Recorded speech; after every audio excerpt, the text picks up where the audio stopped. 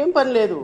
కానీ ఒక ముఖ్యమంత్రి గారు గత ప్రభుత్వంలో వ్యక్తిగతంగా వారి పిల్లలను చూడటానికి సొంత ఖర్చులతో విమానంలోకి వెళ్ళినప్పుడు మరి దాన్ని మీరు రాజకీయ అస్త్రంగా మార్చుకొని ఊరు వాడ తిరిగి గోలగోల చేశారు కదా.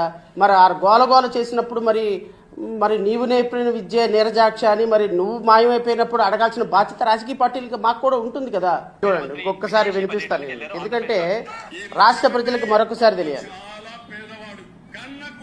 చూడాలని అభిమానం పుట్టింది. ఇక్కడి నుంచి ప్రత్యేకమైన విమానం వేసుకొని లండన్ పోయాడు. అక్కడ ల్యాండింగ్ ఉండాలంటే ఒక గంటకింత రేటు పడుతుంది.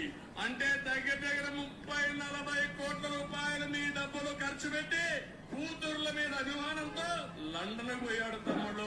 12 కోట్ల రూపాయలు ఖర్చు పెట్టి ప్రత్యేక విమానంలో లండన్కి వెళ్ళాడు హాలిడేకి. నేను అడుగుతున్న గౌరవ ముఖ్యమంత్రి గారిని, సొంత డబ్బులు ఖర్చు పెట్టి వారి పిల్లలను చూడటానికి వారి సొంత డబ్బులు ఖర్చు పెట్టుకొని లండన్ వెళితే దాన్ని కూడా మీరు విమర్శిస్తూ 45 సంవత్సరాల చరిత్ర కలిగినటువంటి విజనరీ ముఖ్యమంత్రి, మీరు 45 సంవత్సరాల అనుభవం ఉన్నటువంటి ముఖ్యమంత్రి, అంటే ముఖ్యమంత్రిగా 16 సంవత్సరాల అనుభవం, రాజకీయ నాయకులుగా 45 సంవత్సరాలు, ప్రధానమంత్రి మోడీని మీరే ప్రధానమంత్రిని చేశారు, వాజ్పేయిని మీరే ప్రధానమంత్రిని చేశారు, 1956 నుంచి ఇప్పటి వరకు రాష్ట్రపతులను మీరే చేశారు, ఈ దేశానికి స్వతంత్రం మీరే తీసుకొచ్చారు, ఈ దేశాన్ని బ్రిటిష్ వారిని ఇక్కడి నుంచి పారద్రోలింది మీరే, భారతదేశానికి స్వతంత్రం తెచ్చింది మీరే, హైదరాబాద్ని కట్టింది మీరే, ముంబైని కట్టింది మీరే, ఢిల్లీలో దేశ రాజధానిగా ఢిల్లీని సెలెక్ట్ చేసింది మీరే అని చెప్పుకుంటారు కదా. ఇంత విజనరీ ఉన్నటువంటి మీరు, ఇంత అనుభవం ఉన్నటువంటి మీరు, మరి ఒక ముఖ్యమంత్రి వారికి పిల్లలను చూడటానికి వెళితే దాన్ని అంత వ్యంగ్యంగా మీరు మీ సుపుత్రులు ఇద్దరు విమర్శించారే. 12 కోట్ల రూపాయలు ఖర్చు పెట్టి విమానం వేసుకుని వెళ్ళారు, ఇది వాళ్ళ సొంత డబ్బులు, ఈరోజు రాష్ట్ర ప్రజల బాధల్లో ఉంటే వాళ్ళు విమానం వేసుకొని వెళ్ళారు, వాళ్ళ పిల్లలను చూసుకోవడానికి విమానం వేసుకొని వెళ్ళారు అని చెప్తున్నా. మరి మీరు ఎక్కడికి వెళ్ళారు సార్? మీరు ఆర్టీసీ బస్సు వేసుకొని వెళ్ళారా, లేకపోతే సైకిల్ దొక్కుంటే వెళ్ళారా, లేకపోతే పడవ వేసుకొని మీరు మీ అబ్బాయి ఇద్దరు కూడా పడవ దొక్కుంటా వెళ్ళారా కలుపుకొని? ఎట్లా వెళ్ళారు సార్ మీరు? పోనీ మీరు విమానంలో వెళ్ళారు, విమానం డబ్బులు ఎవరు కట్టారు సార్? అనిల్ అంబానీ కట్టాడా? విమానం డబ్బులు ఎవరు కట్టారు?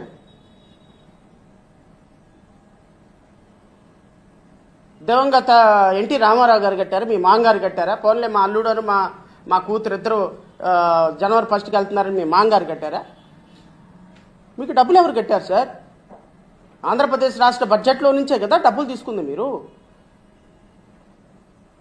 Gannavaram to Madhapur, Madhapur to Gannavaram, Gannavaram to secretariat Vijayawada ఎవరు కడుతున్నారు సార్ డబ్బులు?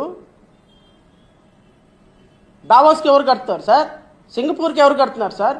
సింగపూర్కి దావోస్కి ఇప్పుడు మీరు వెళ్ళినటువంటి పర్సనల్ టూర్కి డబ్బులు ఎవరు కట్టారు? మీరు విమానాల్లో వెళ్ళారా? లేకపోతే అక్కడ పార్కింగ్ ఛార్జెస్ ఉండవా? లేకపోతే మీరు వచ్చేంత వరకు మీరున్న 3 రోజుల వరకు గాల్లోనే చక్కర్లు కొడతా ఉంటుందా పార్కింగ్ చేయకుండా? విమానం గాల్లోనే చక్కర్లు కొడతా ఉంటుందా? మీరు వచ్చేంత వరకు మళ్ళీ విమానం పార్కింగ్ ఛార్జెస్ ఎక్కువైపోతాయేమో అని చెప్పడానికి. మరి మీరు మాత్రం ప్రపంచానికి ఏ రూమ్లో ఉన్నారు, ఎక్కడున్నారు, ఏ హోటల్లో ఉన్నారు, ఎవరితో ఉన్నారు, ఎక్కడున్నారు ఎవరికి చెప్పరా? మాజీ ముఖ్యమంత్రి గారు లేకపోతే ఇంకొకళ్ళు అయితే మాత్రం వాళ్ళ పిల్లలను చూడటానికి వెళితే, అధికారికంగా పర్సనల్ టూర్లకు వెళితే అది మాత్రం ప్రపంచానికి చెప్పకపోతే మైకు పట్టుకొని మాట్లాడతారా? సో చెప్పడానికి శ్రీరంగ నీతులు ఉంటాయి కానీ పాటించడానికి శ్రీరంగ నీతులు ఉండవా అని ఒక రాజకీయ పార్టీగా ఒక గౌరవ ముఖ్యమంత్రి గారిని ప్రశ్నిస్తే ఆ గౌరవ ముఖ్యమంత్రి గారు వారి అధికార గణం ఏం సమాధానం చెప్తారో రాష్ట్ర ప్రజలకు చెప్పాలి.